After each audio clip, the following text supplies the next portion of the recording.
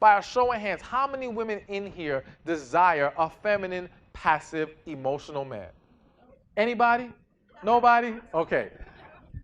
So if you don't desire a feminine, emotional, passive man, why do you think he wants a hard, masculine woman?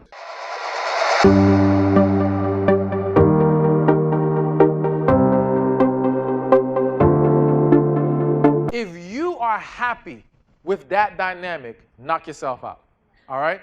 However, what I have found is women who carry masculine energy and get with a more passive feminine man, they may be okay at first, but as time goes on, you start to resent him, you start to look down on him, you don't respect him the same, you're mad because you feel like the burden is on you, he's not assertive, he doesn't handle his business, so on and so forth. The man feels like he's not respected, you don't treat him like a man, he doesn't feel valued in the relationship.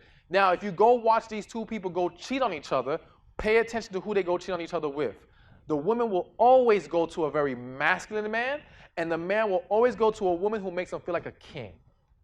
Every single time.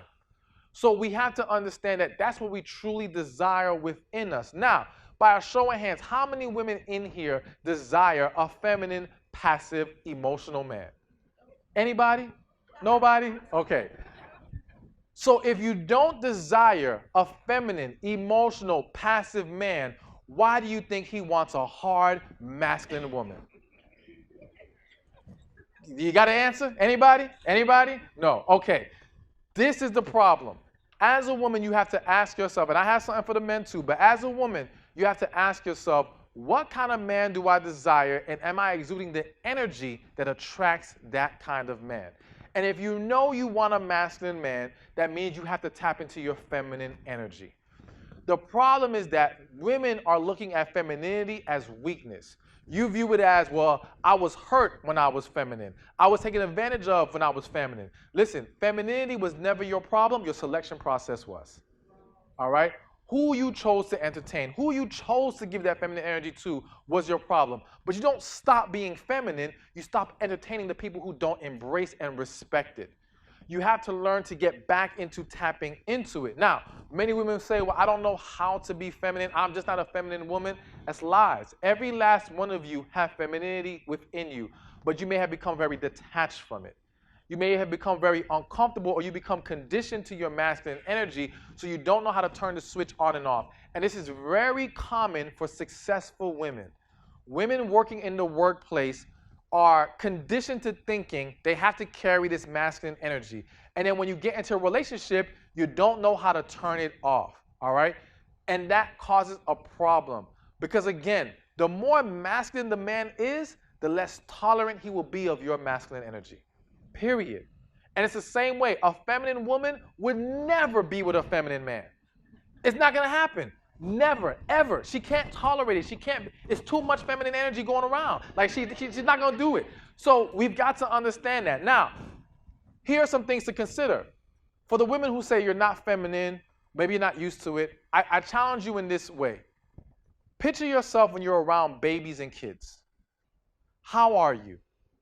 Many times the woman who says she's not feminine, put her around babies and kids, and she's sweet, she's loving, she's charming, she's all this feminine energy coming out of her. Then put her around a man, shut the whole thing down. It's done. It's done. Ain't happening no more. Where'd it go? Where'd it go? Huh? You know where it went? It went behind your wall because you view the men as a threat to your emotions and your heart. You view the kids as harmless beings to love, so you are completely vulnerable and open with them. When you can transfer the energy that you give to the children to men, watch your whole life change. All right? Someone said it's hard. Yeah, it's very hard. It's hard when you become so detached from it, but this is why healing is so important. Healing is directly correlated to your ability to tap into your true energy, both for men and for women. So let me pivot real quick to men, but I got some more things to say about the women. Actually, no. Let me stick with the women. I'll come to the men back in a second. So, again, picture yourself around the kids. Now, here's a couple tips for the women to improve your feminine energy. But again, this is a deeper topic, and healing is at the foundation of getting this right. But here's a couple things to consider. Number one, smile more. All right? Smiling helps you exude feminine energy. What I have found, every city that I go to, Everywhere I walk, I see beautiful, amazing women, mean mugging all day, every day. All right? Like, and y'all call it resting bee face or whatever, and I get it. It can be hard to tap into your smiling self. However, my thing is this. If you're doing that to keep people from talking to you, cool. But you can't do that and then come to me and say, why is nobody coming to me? Why is nobody approaching me? Because you look hard, you look stank, you look too difficult, all right? So smiling more is going to help change that. Now, I'm not saying walk around 24/7 like a big old clown, smile on your face.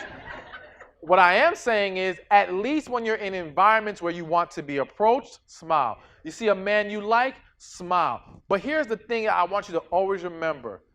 When you are happy from within, smiling comes naturally.